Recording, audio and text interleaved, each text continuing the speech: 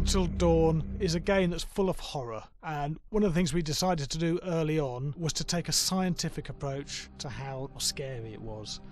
So we did experiments on people and we measured their responses to the game. We've created a test area. It's as close to a home setup as we can get it. We've recruited ordinary people to play the game and we've left them to play it on their own. You're turning the light off.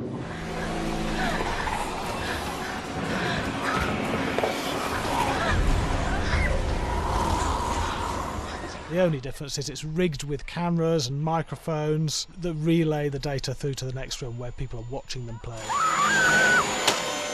Bracelet here we use for biometric testing. It measures the player's emotional response. It's called a galvanic response sensor. It makes contact with the user's skin and it measures the electrical conductivity across their skin. It's the same principle as an old-fashioned lie detector. When you're stressed, you sweat a little, very sensitive, and picks up tiny changes if the player is feeling anxious or scared.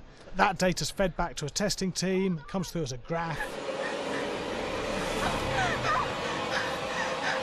I'm so sorry.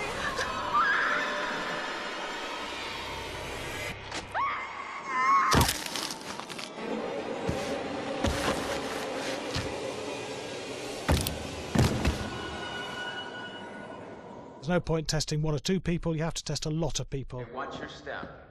When we have a scare that's consistently has a measurable emotional response, then we knew it was good. If it didn't have that, it goes back to the team for improvement. The data doesn't tell us what's wrong with the scare, it only tells us if it's working or not. Wait, okay, so you hear that too, right? Josh. Here we have a chapter relatively early in the game. Weirdly regular. Nothing regular about it. We have to create tension and anxiety in the player so they are ready to receive the scare.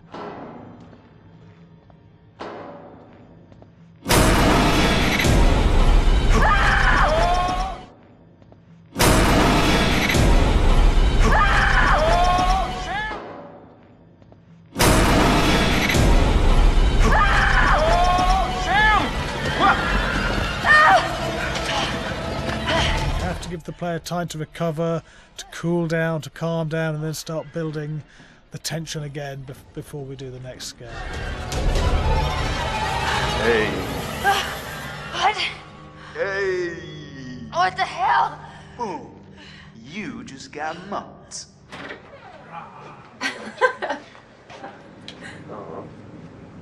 Yeah, I have such an adrenaline high from that game. There's two things we found. One is we could look at the scares, analyse if our expected scares were working effectively. Were people shrieking and covering their hands, or were they getting an emotional response from it? And being scientific about it means that we strip out people's opinions about whether things are working or not. We've got data, and we look at the data. If it's working, we're happy with it. Really scary. Bit scared and wanting to get away. I actually be maybe a bit scared to play it on my own, but in a room with the lights on, yeah, with some other people as well, yeah, maybe.